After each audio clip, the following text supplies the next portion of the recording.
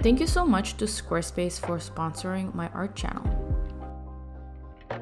Hello and welcome to a new video where I am finally going back to my sketchbook, which I haven't used in quite some time. I do have multiple sketchbooks laying around that are in the midst of being filled, but this one in particular I tend to reserve to my slightly more finished pieces. So I'm gonna show you the entire process of this illustration, and I'll also tell you a little bit of what has happened to lead me to spontaneously just open up the sketchbook and make the drawing. So I've been trying to work on a painting somewhat vaguely similar to this illustration, and because I had a specific idea for this painting and I've had it for a while and I had a specific purpose for it as well, I made the sketch digitally and I put quite a bit of time into it. It was very meticulous and specific, and then I even did a digital study of the colors, or not a study, I guess, like a color composition in order to aid my painting process. And all of that amounted to nothing so far, because after I printed out the line work for that painting, I thought it would be a relatively straightforward process to get it done, starting with transferring the line work over to a watercolor sheet of paper using a light box. However, after a while of tracing it onto the paper and repeatedly trying to fix the face, which just was not working out, in the end I had to scrap it completely because for whatever reason it just was not looking at all what I was trying to make it look like, the face that is. And it was super frustrating because it seems like there was nothing I could do to fix it, and so I just gave up. And I was so completely frustrated because I was really looking forward to working on that painting. I was planning to finish it last week and it just was a total failure, which honestly I don't even know, like, it's been a really long time since something like that happened, so it was quite discouraging. And instead of giving up completely and just, you know, moving on to other things, I decided to use the pent-up energy that I still had and open up the sketchbook that I had laying around and just do a spontaneous drawing, so at least I could study a somewhat similar color scheme. And I really didn't think about it. I just picked up a pencil and I just started sketching whatever came to mind. Obviously, same character. For those of you who are new to my channel, this is one of my main characters from the comic that I'm currently working on. Her name is Heijin. The comic has not been released yet, by the way, just FYI. Not quite yet. But anyways, her name is Heijin, and I do draw her quite a bit. And yeah, I just made a relatively simple drawing. It was nothing like, I wasn't trying to do anything complicated. Like I mentioned, my biggest reason for doing this drawing was to at least make a quick study for the color scheme, and more specifically I wanted to test out using gouache for an illustration. I have never actually really done that before. Like, I've never used gouache to make an original illustration before, is what I'm trying to say. I have only really done gouache studies in the past. Some of those videos you can still find on my YouTube channel if you scroll down. I have been very happy with how the studies turned out, but honestly, making studies is completely different from trying to do an original illustration, especially from scratch and with no references to go to if you get stuck. So, you know, like, I was a little bit nervous about the painting part of that illustration that I mentioned earlier, or like was telling you about earlier, and you know, unpredictably, the part that ended up being a complete failure was not even the painting part, it was the sketching part, so, or the transferring sketch part, if you will. So yeah, with that in mind, like, I wanted to make this study so I could prepare myself a little bit for the painting process and draw something similar without trying one more time to salvage the other painting.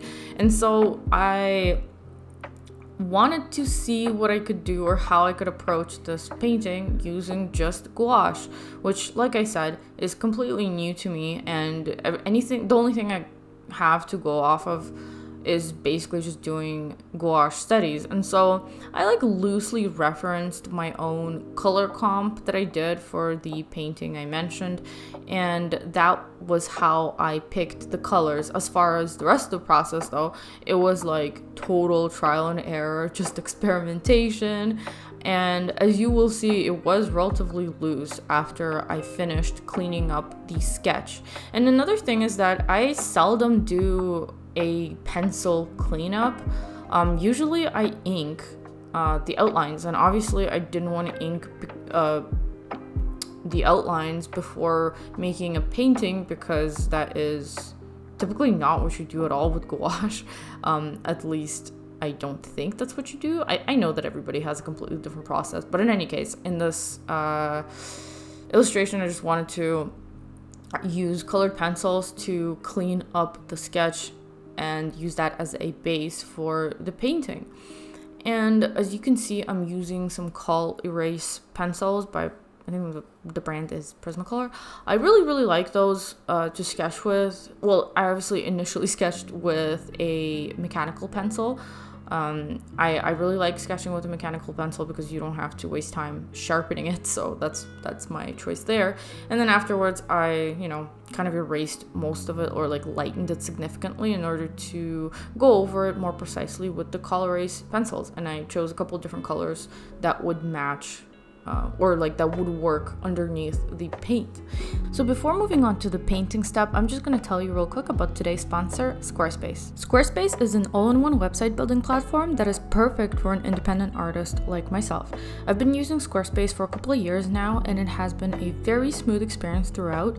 And my Squarespace website serves as a portfolio and a main hub that pulls together all my social media pages and whatever other things I want to include, which is really easy to integrate into the website. Sometimes I wish I could have started using Squarespace earlier, because it also has an integrated e-commerce feature as well as exclusive content members areas. And my shop was unfortunately set up elsewhere prior, but it would be really convenient to just have everything in the same place, which is what Squarespace really exceeds at providing. The portfolio galleries I do use are very easy to manage, and I can add and populate sub-galleries in seconds whenever I want to add something new or change the entire look of my website whenever I want to update my branding. I highly recommend Squarespace if you don't have a portfolio website yet. So by visiting squarespace.com, you can get started and design and experiment with your own website free of charge. And once you're ready to make it public and launch, you can head over to squarespace.com/cosmicspectrumart to get 10% off your first purchase of a website or a domain. And now back to the video.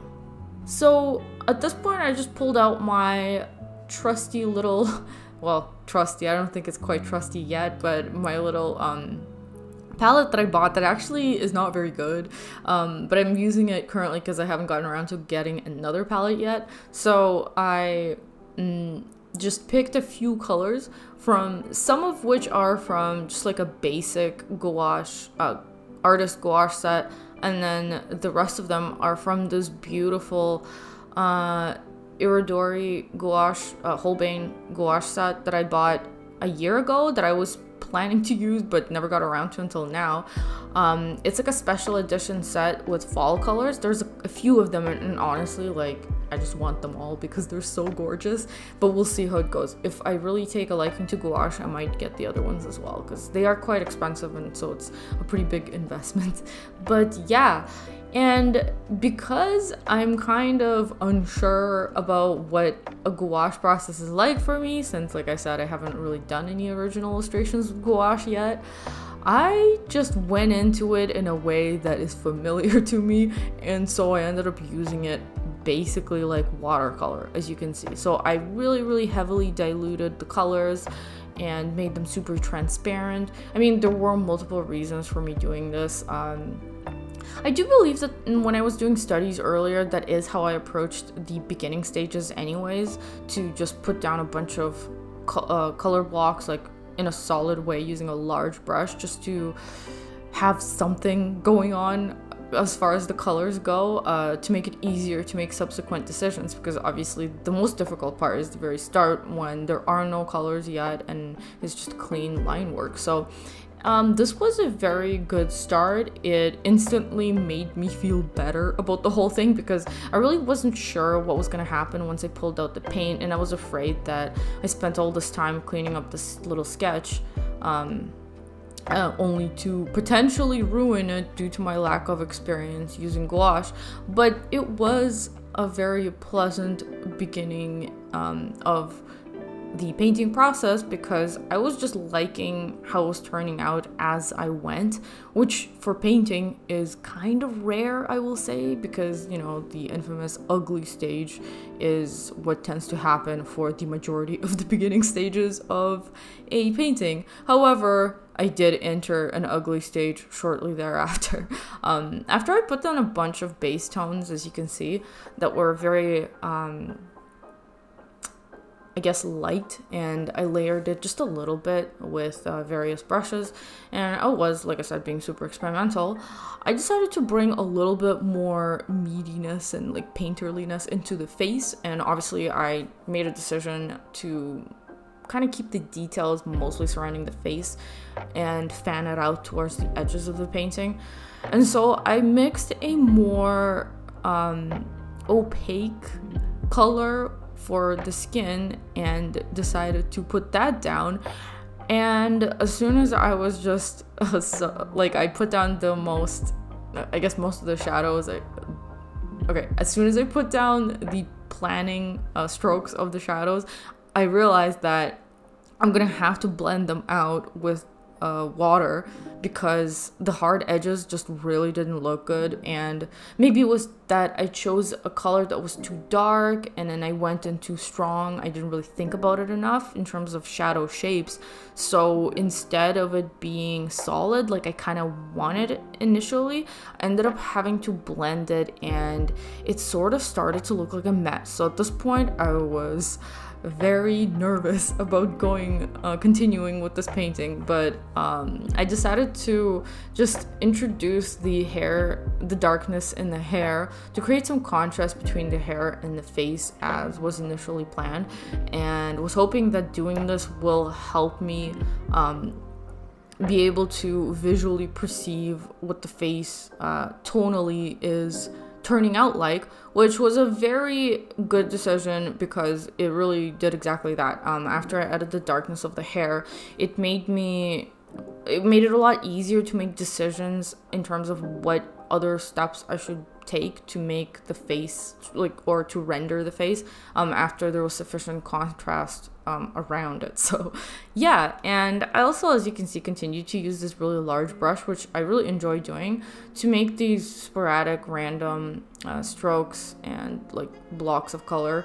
I think it's a really nice touch, and it's something I can really only do traditionally. As some of you guys know, if you've watched my channel for any length of time, my process tends to be super tight most of the time. It's very easy to separate it into steps, especially my digital process. So something like this, as you would imagine, is completely different, because I'm just going back and forth and seeing what works, doing a ton of experimentation in the process, and learning a lot in the process as well, which was kind of the point of this whole thing.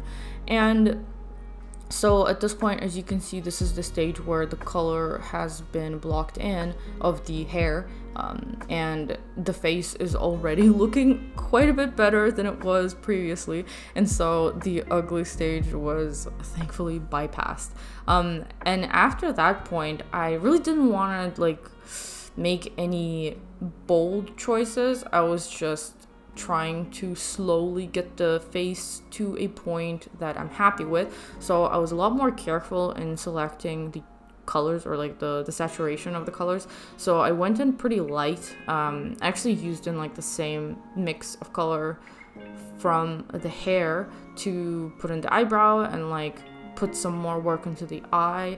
And it was a little bit unfamiliar and uncomfortable for me to work with this type of initial setup, because See, what happens when I put down solid dark line work or any sort of solid line work at the beginning is that it really constrains the facial features, and they no longer have, there's no longer any possibility of them wandering, if that makes sense. By wandering, I mean there's no shifting whatsoever, and the face just ends up looking very similar or more or less the same as how I inked it, because that is basically what dictated what the face will look like.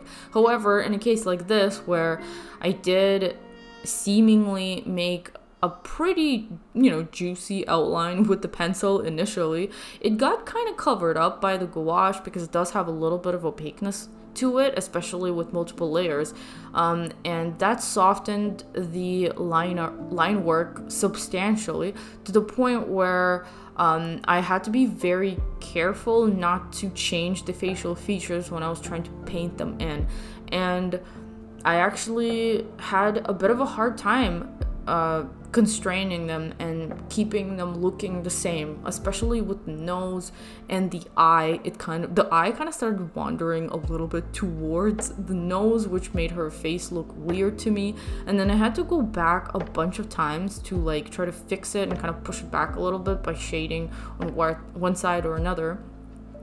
Thankfully, working with an opaque medium, there is definitely a lot of room for fixing mistakes by just painting over certain areas. I had to do that a little bit with the nose later on, as you will see. But yeah, after I got the face to look, it was basically like the first light pass of the face that's more or less complete, which I was relatively happy with. I decided to add a little bit more details to the collar and to the dress.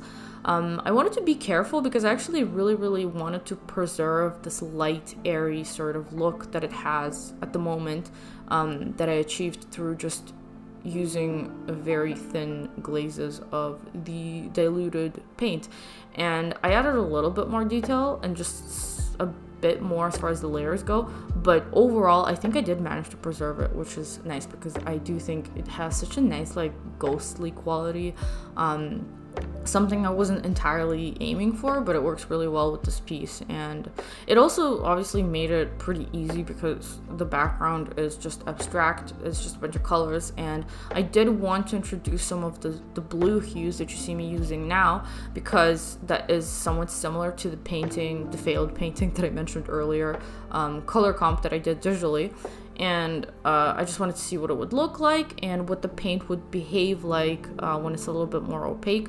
So it was very experimentational and it was a lot of fun. I do like this effect, but I don't think I'll be able to approach that painting, which I will tackle. I will try to redo it. Like, I'll try to tackle it again, the painting that I'm talking about, hopefully with better results next time. Speaking of which, I think I'm gonna try to test out a different technique for transferring the sketch over to the watercolor paper, because the way that I do it, tracing through a light box, it's so difficult because the light box is not great. Like, you can't be super precise because you can't see the image super clearly underneath. So maybe I'll just try something different. We'll see how it goes. But in any case, after I finished putting down the majority of the colors that I was going to, I decided to also experiment a little bit with bringing in some little foliage details. This again echoes my initial failed painting idea. I'll show you guys the image to the side. I'll include it in the video when I'm editing it after this voiceover, but just so you can see what I'm talking about. But yeah, I just wanted to be super experimental here, so it is very random. It's not like super pre-planned whatsoever, because like I mentioned, I just sat down and drew the first thing that came to mind and then went ahead to experiment with the painting process. So this was kind of for the purpose of learning, but also I was trying to see if I could mix the colors that I planned in my Photoshop color comp. But yeah, I wasn't super thrilled with the way the foliage was looking, so I decided to just stop putting in more of those and go back to the face. But this time I wanted to bring like, I wanted to just stop using the paint, because I figured it is quite difficult to control, and I'm so not used to using paint all the way through an original illustration that I decided to just trust a process that I'm familiar with, which is using colored pencils on top of the painting to really bring it to a conclusion, or to completion, which worked very well. It was obviously a lot easier for me to work with a pencil because I'm so used to it, and it's way easier to control what you're doing, and it's easier to go slow and kind of just polish out the little things. And this is kind of the point where I was noticing that the facial features were not turning out the way that I originally was envisioning them, I guess, when I was making the sketch. And at this point, I just wanted to put in the scar and see what that would look like, and then do whatever it takes to kind of fix the face to the point where I'm somewhat happy with it, which is what I ended up doing. It's definitely not 100%, and see, that's kind of the thing that always worries me about traditional art. I'm so particular about facial expressions and facial features, and because they're my characters and I know what they're supposed to look like, that when a face is not turning out quite how I want it to, and if it just starts not looking like the character to me, that starts to be like a big failure in my eyes. And that's what makes traditional art so much more difficult than digital, because with digital, it's, you know, pretty straightforward to fix it and get it to look exactly how I want to. And that level of control is tempting to continue to cling to, but I try to expand my comfort zone, or go out of my comfort zone, I suppose, by doing these sorts of experimental pieces now and then. And I do like to try and learn new mediums just bit by bit over the years. So as you can see at this point, I'm kind of inching towards the finish line here. I'm using a little bit of white to add some details, or like finishing to the dress, and I decided to use this gel pen for the very small lace details that I planned from the start. This is actually a part of the process that I was really looking forward to, because I was going to do it from the very start. One thing that I may have done differently if I were to do this again is I would probably add more color, or add more shading around the collar, so that I would have an opportunity to put more white on top of it for the lace. But it's fine, because I think the way that it turned out in the end actually looks kind of neat. It almost looks like some sort of shadow is dropping from the lace, and it does look really delicate. It did end up being kind of how I envisioned it, so that's nice. And then I decided to bring out my Prismacolor, not Prismacolor, my Polychromos pencils to put some extra details into the little fern-like foliage around her. And using a white pencil was actually surprisingly useful, and I really used it a lot more than I expected it to, and maybe I could have even used it instead of the gel pen. But yeah, the white goes super smoothly on top of the paint, and I really also like the effect of this red hue coming in around the face. So I went and put that in a bunch of different places using the Colerase pencil once again. And the very last touch was just putting in the highlight in her eye. And overall, by the time I was done with this, I was pretty pleased with the result, and it was a huge relief to me, because I was still kind of reeling from the disappointment of utter failure of the painting that I initially set out to do. Wish me luck. I'm still gonna try to do it. I'll try to tackle it again, and the face is the thing that was giving me the most trouble, and it usually is the thing that gives me the most trouble, so I guess that's just to be expected for me. And my new kitten Boris was kind of getting in the way a lot of the time, but he's really cute, so I kind of just let him roam around. So yeah, I hope you guys enjoyed this sketchbook process, something I haven't done in a while in this channel, and hopefully there'll be more of this to come soon. And if you're still not subscribed to my channel, please do so and turn on the notifications so you can see whatever new videos I post in the future. Thank you so much for watching, and I will see you guys in my next video. Bye!